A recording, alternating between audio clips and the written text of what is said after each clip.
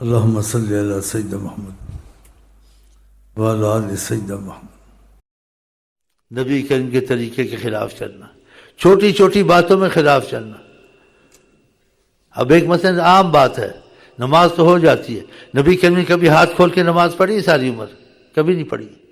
یا یہاں ہاتھ باندھا، جہاں بھی ہاتھ باندھو، اپنا فرق رکھنا، دوسرے کا فرق رکھنا، امتیاز رکھنا، تو اس سے دوسرے سے امتیاز پیدا کرنا، ہم جو سمجھتے تم نہیں سمجھتے، یہ تو پھر تفرقہ پیدا ہو گیا۔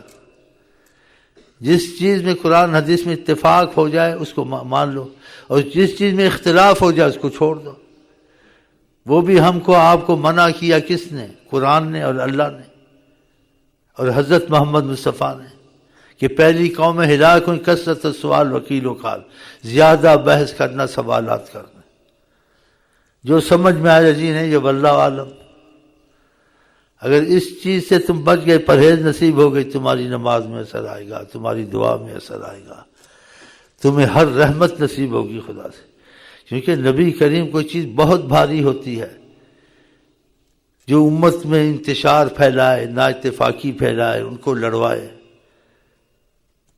یہ کافر ہے وہ کافر ہے، کہ ایک دوسرے کو نہیں کہنا چاہیے، بس ایک دوسرے کی اصلاح کرنی چاہیے کہ جو چیز قرآن حدیث سے ثابت نہ ہو اس کو نہیں، اس میں نہیں جانا چاہیے۔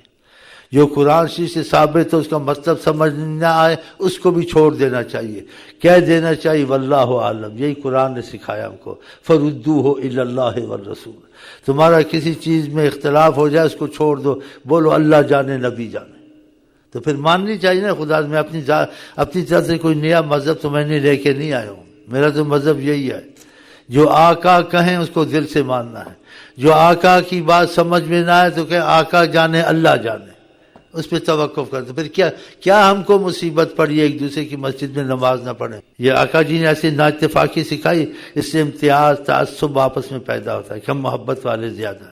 محبت والے وہ زیادہ ہوتے ہیں جو نبی پاک کی بات کو اہمیت دیں، نبی پاک کی تربیت سے نہ نکلیں، نبی پاک کے حکم کے نیچے رہیں، اپنی طرف سے نہ وہ گڑھیں چیزیں۔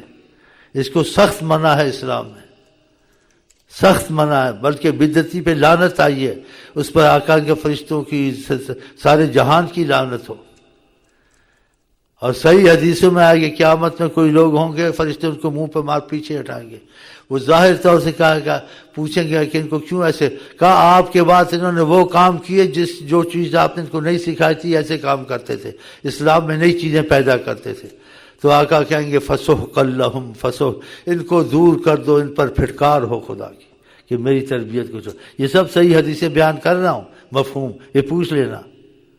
تو مختصر لب لباب، خدا کرے ہم شیعہ سنی وہابی نہ بنے، ہم عاشق رسول بنے۔ عاشق رسول بن تو نہیں سکتے کہ بہت بڑا مسئلہ ہے، لیکن نیت تو کر لی، نیت کا بھی اتنا فائدہ کہ عمل نہیں بھی کیا، نیت سچی ہے تب بھی تم عاشق رسول میں شمار ہو۔